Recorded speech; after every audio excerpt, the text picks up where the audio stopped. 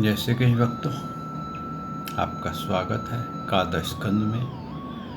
5वां अध्याय आज इसका विश्राम है और छठा आरंभ करेंगे। वसुदेवं सुतं देवं कंसचाणूरमर्दनं देवकी परमानंदं श्रीकृष्ण वंदे जगद्गुरु।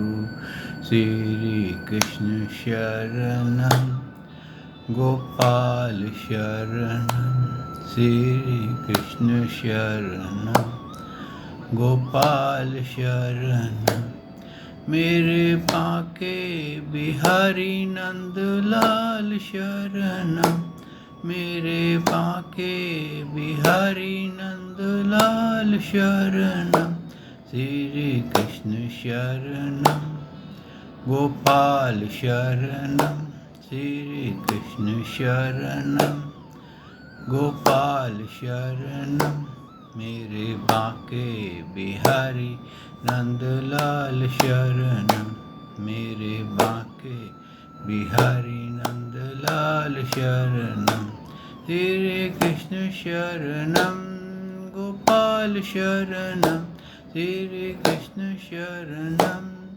गोपाल शरणं मेरे बांके बिहारी नंदलाल शरणं मेरे बांके बिहारी नंदलाल शरणं श्री कृष्ण शरणं गोपाल शरणं श्री कृष्ण शरणं गोपाल शरणं मेरे बांके बिहारी नंदलाल शरणं मेरे बांके बिहारी नंदलाल शरणं। बोल भगवान श्री कृष्ण की जय। श्री नंद के लाला की जय। श्री देवकी नंदन श्री कृष्ण की जय। श्री द्वारकाधीश भगवान श्री कृष्ण की जय। बोल देवदेव पूर्ण ब्रह्म भगवान श्री कृष्ण की सदा ही जय।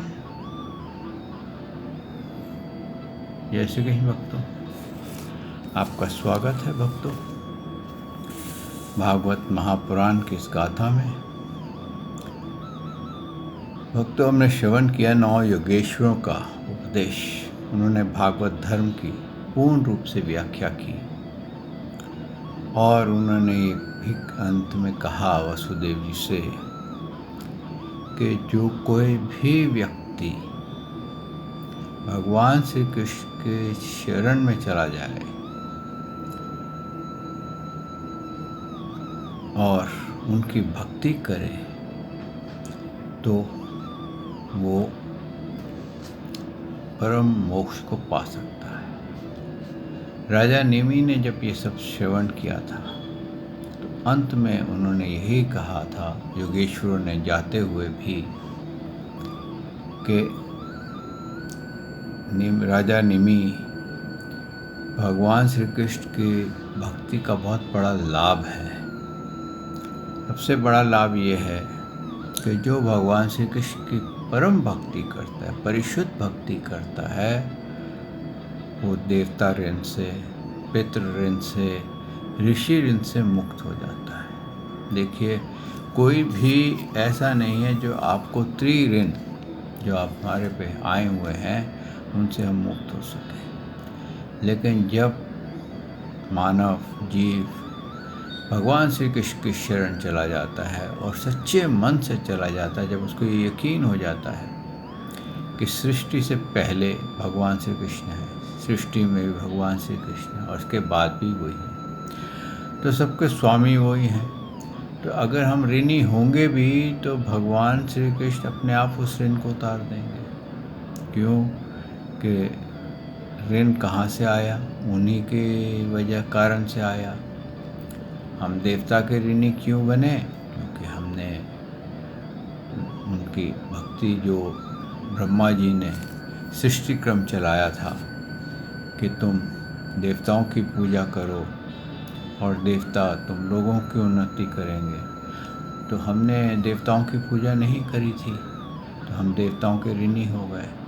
लेकिन जब हम भगवान श्री कृष्ण की भक्ति करते हैं तो भक्तों उनके स्वामी के जो हैं वो प्रसन्न हो जाते हैं। उनकी वो परिशुद्ध भक्ति देवताओं के ऋण को काट देती है। और इसी प्रकार से दूसरा ऋण आता है पितृऋण। पितृऋण कब उतरता है? जब हम आगे अपना औलाद, अपना जो हमारा खानदान है, इसकी वृद्धि करते हैं, अपने गोत्र को बढ़ाते हैं। और गोत्र कैसे बढ़ेगा? जब लड़का होगा। अब किसी का लड़की हो जाए तो कई आजकल ऐसे भी व्यक्ति हैं जिनके यहाँ पर लड़कियाँ होती हैं, लड़के नहीं होते, तो क्या वो पितृऋण से मुक्त नहीं होंगे? क्यों नहीं होंगे? ज़रूर होंगे। क्यों कि प्रभु की ही देन है, लड़का या लड़की। तो जब हम भगवान श्री कृष्ण की भक्ति करते हैं तो हमारी भक्ति पितरों को तृप्त कर देती है और वो भी अपने ऋणों से हमें मुक्त कर देते हैं। इसी प्रकार ऋषि ऋण है। ऋषि ऋण क्या है कि आपने ज्ञान पाया, आपने आगे भक्ति नहीं करी। बहुत सारे ऐसे हैं कि गुरुओं के पास जाते हैं, धन देते हैं, उनसे पूजा पाठ करा लेते हैं, अपने आप को उनका शिष्य बताते हैं, लेकिन स्वयं भक्ति नहीं करते हैं और वो उसका प्रचार भी नहीं करते हैं। तो क्या होता है कि आप ऋषियों के ऋण में आ जाते हैं।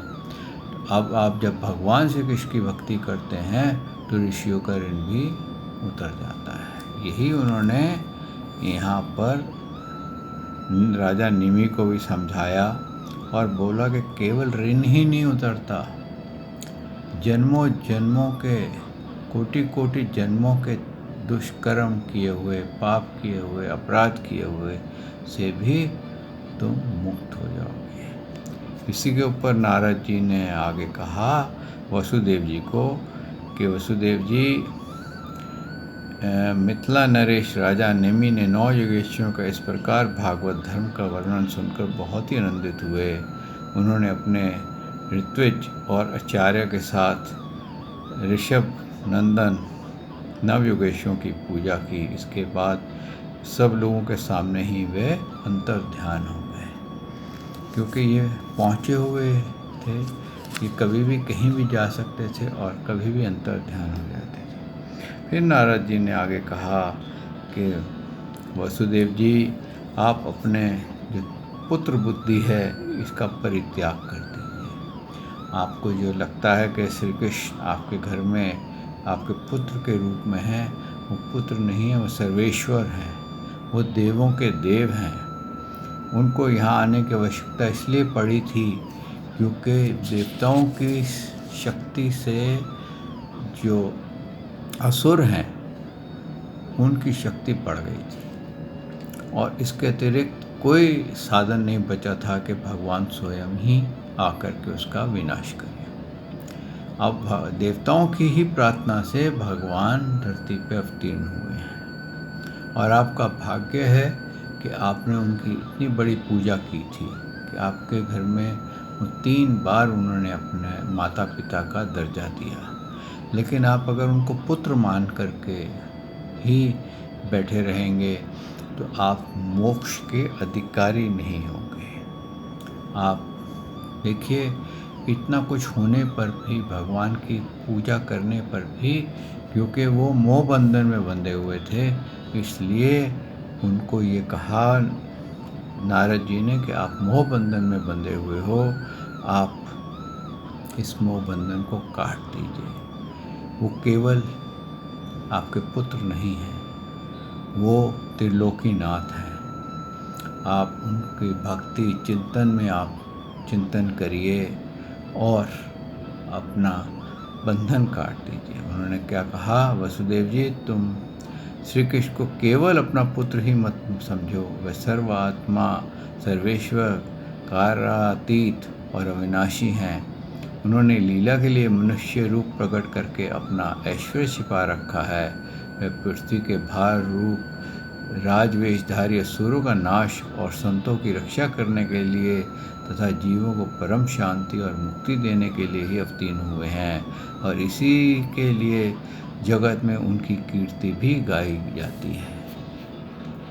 आगे सुखदेव जी ने कहा परीक्षित से, सुखदेव जी कहते हैं, प्रिय परीक्षित, नारद जी के मुख से यह सब सुनकर परम भाग्यवान वासुदेव जी और भाग्यवती देवकी जी को बड़ा ही विस्मय हुआ।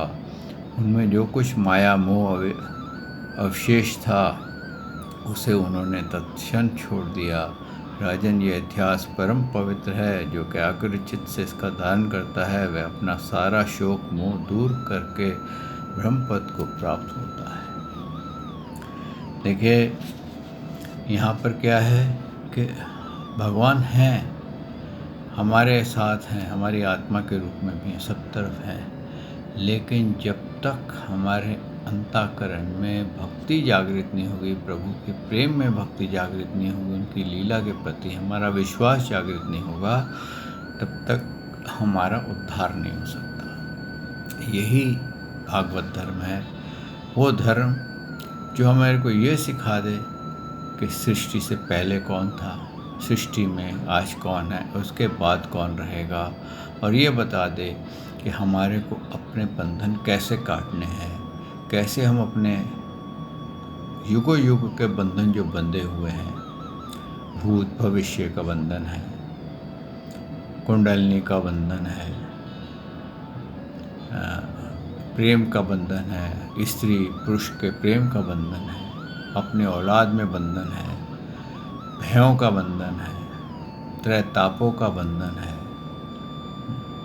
उसके बाद मैं मेरा राग द्वेष का बंधन है, काम क्रोध लोभ मोह अहंकार का बंधन है, असंतुलनता का बंधन है कि हम इन्फीरियरिटी कॉम्प्लेक्स में रहते हैं कई बार कि ये बहुत पैसे वाला है, हम कम है, ये बहुत बुद्ध ज्ञानवान है, हम कम है।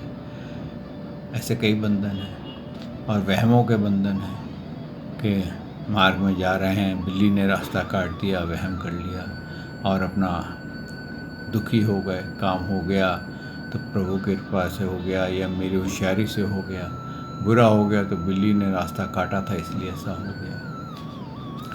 तो भक्तों, आपको एक बिल्ली के रास्ता काटने की लघु कथा गाता हूँ मैं आज, याद आ गई बात करते करते आपसे। एक बार क्या हुआ कि एक ऑफिस में आदमी काम करता था, उसको बहुत वहम हुआ करते, हर प्रकार कोई छींक दे तो वहम, कोई झाड़ू उल्टा लगा रहा है तो वहम, और वहम करता था। तो एक दिन क्या हुआ कि वो दफ्तर से निकला तो एक काली बिल्ली रास्ता काट गई। काली बिल्ली रास्ता काट गई तो क्या देखता है, सोचा आज कोई गड़बड़ हो गई। तो जैसे दफ्तर पहुंचा तो उसका जो बॉस था वो आग बुलबुला हो रहा था और वहाँ पर कुछ नुकसान हो गया था। तो जैसे ये आया उसने ना आओ देखा ना ताओ इसके ऊपर बरसने लग गया और इसको अल्टीमेटम दे करके नौकरी से निकाल दिया। घर पे आया बड़ा दुखी था कि मैं पत्नी को बताऊंगा। तो पत्नी का कुछ गहना लाना था, वो भूल गया था कल लाने के लिए। पत्नी को आज किसी किटी पार्टी में जाना था। वो इस पे इतना बरसी घर पे आते ही घुसते ही कि इसका सामान उठाया और उसने इसको बाहर फेंक दिया, तो चला जाए यहाँ से, तेरे किसी काम का नहीं है। बहुत दुखी हुआ, सामान उठा करके जाने लगा और विचार करने लगा, यार आज कैसी काली बिल्ली ने रास्ता काटा है कि मेरा हर जगह ही दुख होता है। हार करके बस स्टैंड पे आया तो लाइन में खड़ा था टिकट लेने की, तो किसी ने उसका सामान चोरी कर लिया। अब और भी दुखी हुआ, केमिस्ट की दुकान पे गया, कहते हैं जहर की गोलियां खरीदी, ऐसी गोलियां जिसमें ज़्यादा खा लो तो जहर हो जाए, वो खरीदी और ख़रीद करके संध्या के टाइम पे वो एक शराब की दुकान में चला गया। शराब की दुकान में चला गया तो उसने शराब का गिलास मंगाया और उसमें वो गोलियां डाल करके उसको घोल करके उसको देखता रहा। तो सामने एक और व्यक्ति बैठा था। वो बहुत देखता है कि ये तो 1.5 घंटे से गिलास को देखे जा रहा है और कुछ ना पीता है ना कुछ सोचे ऐसा है। वो हंस के उठा, क्यों भाई क्या बात है, 2 घंटे से एक गिलास नहीं पी सका? हमने तो 2 घंटे में 4 गिलास पी लिए हैं। तो वो उसने मुस्कुराया और उसने कहा, ले तेरे से नहीं पिया जाता तो मैं पी लेता हूँ। तो उसने उठाया गिलास और पी गया। अब पी गया तो ये आदमी रोने लग गया। ये रोने लग गया तो जो दूसरा आदमी जिसने गिलास पिया था वो कहता, अरे तू रो मत, तेरे को मैं 2 गिलास शराब के दिलवा देता हूँ। तो एक के लिए मैं पैसे देता हूँ, मैं इसके भी देता हूँ, मैं उसके भी देता हूँ। तो वो बोला, महाराज मैं इसलिए नहीं रोया कि आपने मेरा गिलास पी लिया, मैं इसलिए रोया कि आज बिल्ली का बदकिस्मती देखी मैंने। बोले क्या? बोले आज मैं घर से निकला, काली बिल्ली ने रास्ता काटा, तो पहले बॉस ने मेरे को जा कर के दफ्तर से मेरी नौकरी की छुट्टी कर दी, मेरे काम चला गया। घर पे आया तो पत्नी इतना लड़ी कि मेरे को घर से निकाल दिया। और मैं सामान ले कर के बस की लाइन में खड़ा था कि चलो अपने पिताजी के घर जाता हूँ, तो कुछ सामान लेकर चोरी हो गया।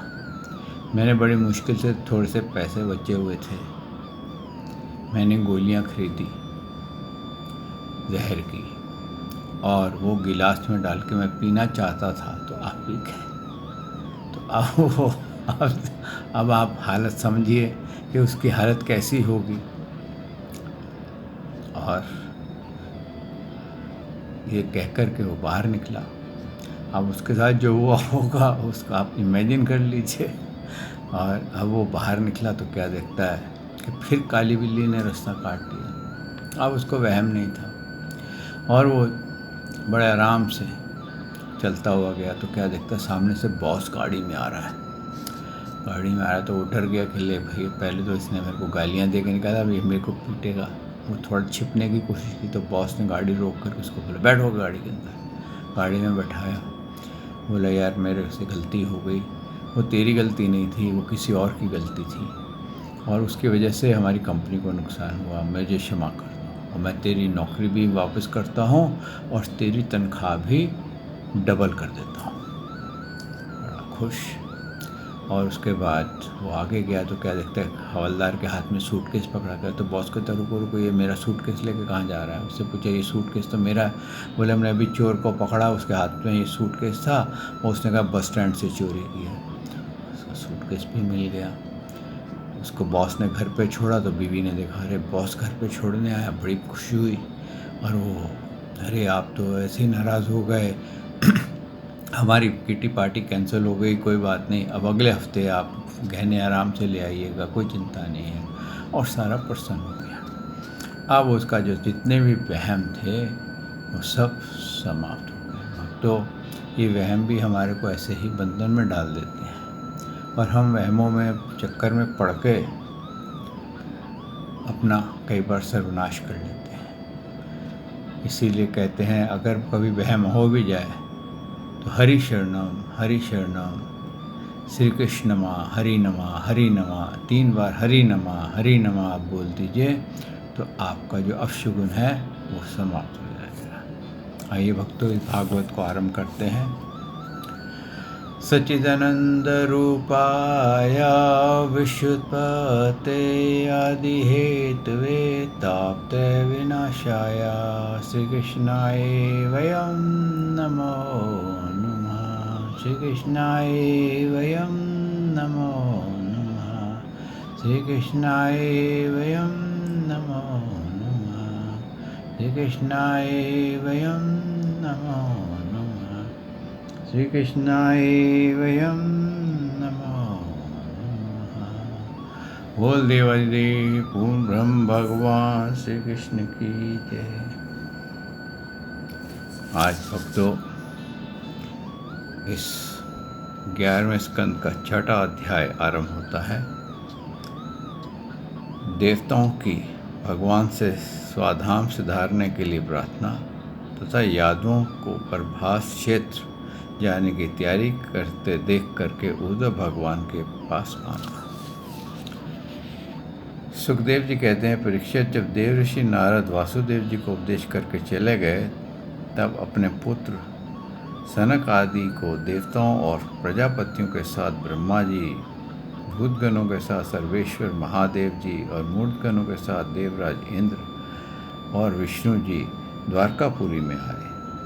साथ ही सभी आदित्य गण, आठों वसु, अश्विनी कुमार, ऋषभ, अंगिरा, वंशज ऋषि, 11 रुद्र, विश्वदेव, साध्यगण, गंधर्व, अप्सराएं, नाग, सिद्ध, चरण, गुहिक, ऋषि, पितर, विद्याधर और किन्नर भी वहीं पहुँचे। इन लोगों का आगमन का उद्देश्य यह था कि मनुष्य का सा मनोहर वेश धारण करने वाले और अपने श्याम सुंदर विग्रह से कभी सभी लोगों का मन अपनी ओर खींच करके रमा लेने वाले भगवान श्री कृष्ण का दर्शन करें, क्योंकि इस समय उन्होंने अपने श्री विग्रह प्रकट करके उसके द्वारा तीनों लोकों में ऐसी पवित्र कीर्ति का विस्तार किया है जो समस्त लोगों के पापों तापों को सदा के लिए मिटा देती है। देखिए, प्रभु का श्री विग्रह का चिंतन,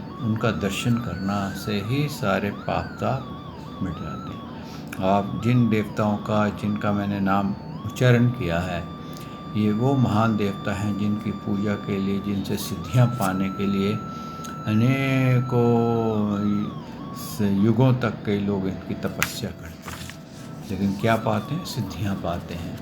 और सिद्धियां क्या है? एक प्रकार से शक्तियां हैं जीवन का नाश हो जाता है। अब देखिए, असुरों ने सिद्धियां पाई, कितनी कठिन तपस्या कर करके सिद्धियां पाई, कितने हजारों साल उन्होंने तपस्या की। रावण ने कितने साल तपस्या की, हिरण्यकशिपु ने कितने सालों तपस्या की, ऐसे, लेकिन अंत क्या हुआ? शरीर त्यागना पड़ा, मृत्यु हो गई, सिद्धियां भी रह गई, सब कुछ समाप्त हो गया। यहाँ तक कि शुक्राचार्य जी ने भी कितनी सिद्धियां प्राप्त की, वो भी सिद्धियां यहीं रह गई।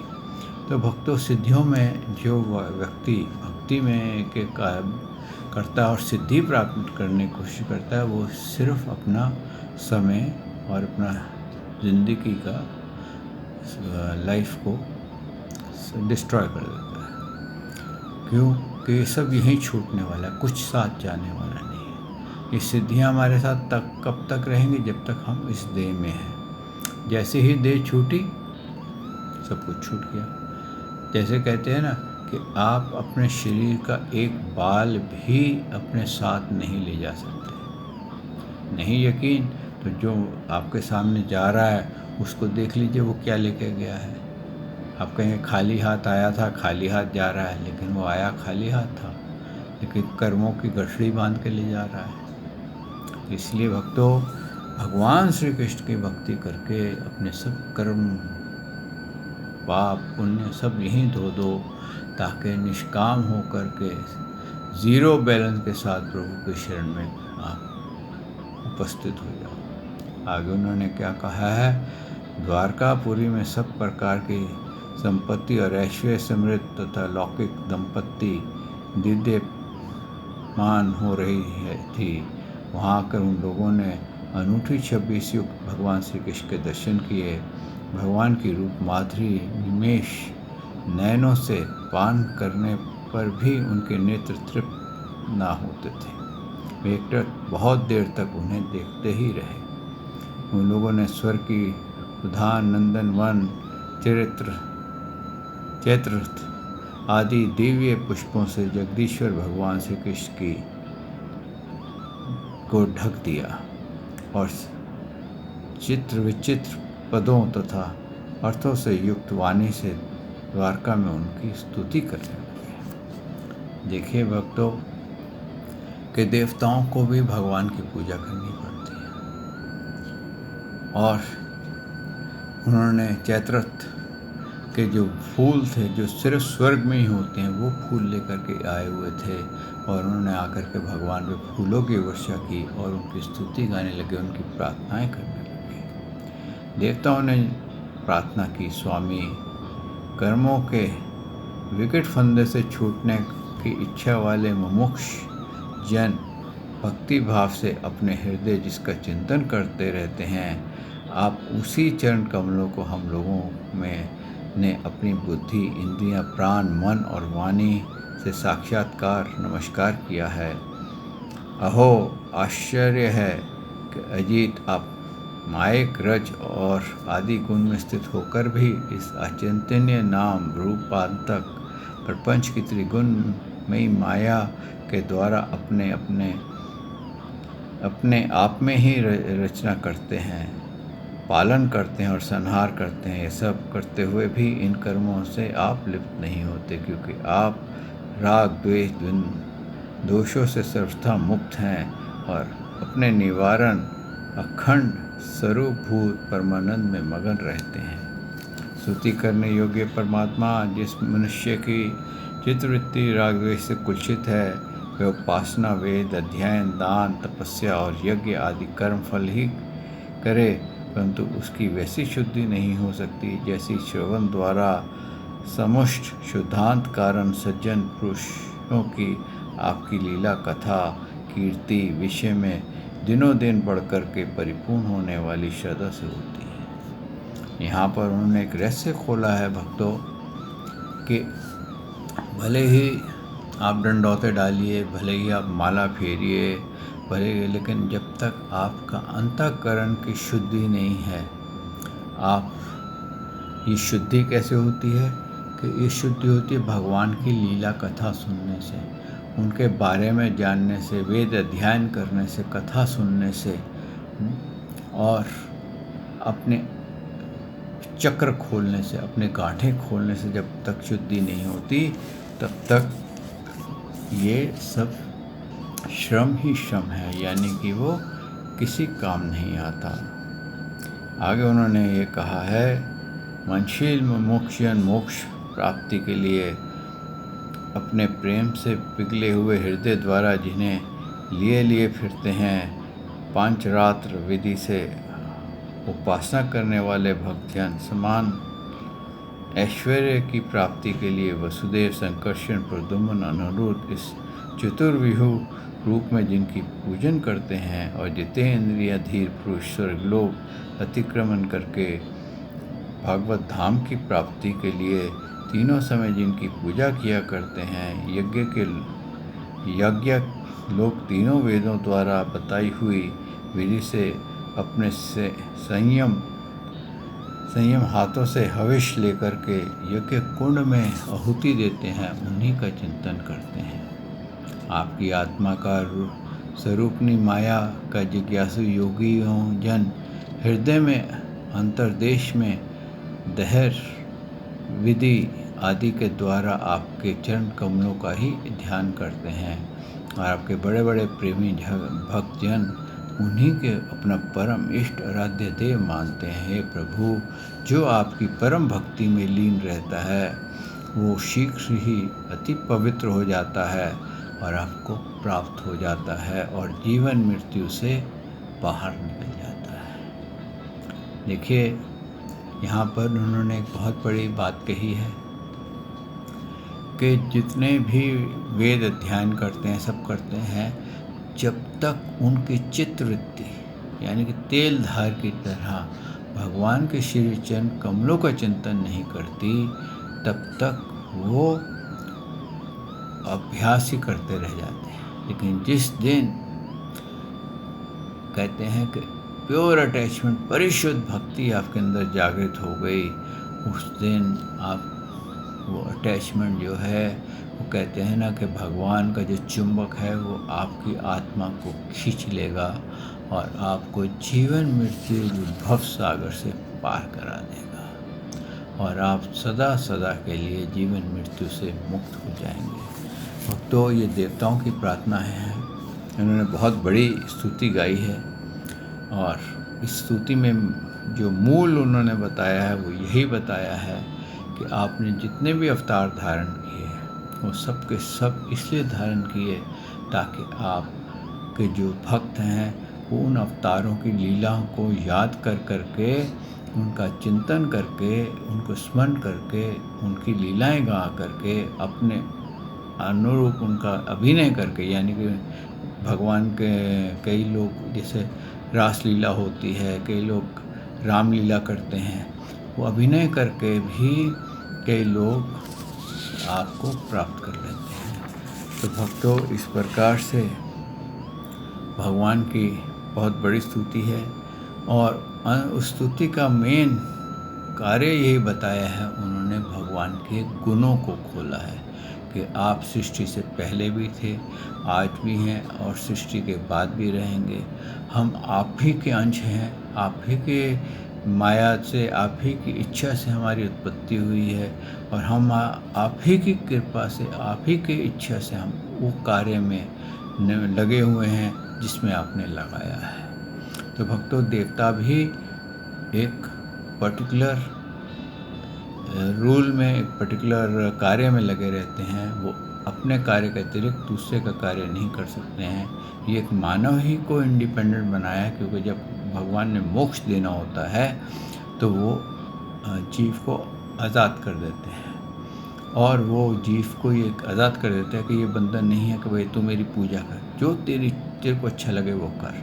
जब वो आज़ाद होता है कि वो देवी देवताओं में या मज़ारों की पूजा में पहुंच जाता है या विषयों के चिंतन में रहता है, तो वो जीवन मृत्यु से पार नहीं होता। और जो भगवान श्री कृष्ण की शरण आ जाता है, वो जीवन मृत्यु से पार हो जाता है। यही इसका सार है इस स्तुति का। आइए भक्तों, यहाँ वाणी को विश्राम देते हैं। कल प्रभु ने चाहा तो आपकी सेवा में मैं हाजिर होऊंगा और उसके आगे का पान करेंगे। श्री कृष्ण शरणम गोपाल शरणम, श्री कृष्ण शरणम गोपाल शरणम, मेरे बांके बिहारी नंदलाल शरणम, मेरे बांके बिहारी नंदलाल शरणम, श्री कृष्ण शरणम गोपाल शरणम, श्री कृष्ण शरणम गोपाल शरणम, मेरे बांके बिहारी नंदलाल शरणम, मेरे बांके बिहारी नंदलाल शरणम। बोल भगवान श्री कृष्ण की जय, हे नंद के लाला की जय, हे देवकी नंदन श्री कृष्ण की जय, हे द्वारकाधीश भगवान श्री कृष्ण की जय। बोल देवादिदेव पूर्ण ब्रह्म भगवान श्री कृष्ण की सदा ही जय। जय श्री कृष्ण भक्तों।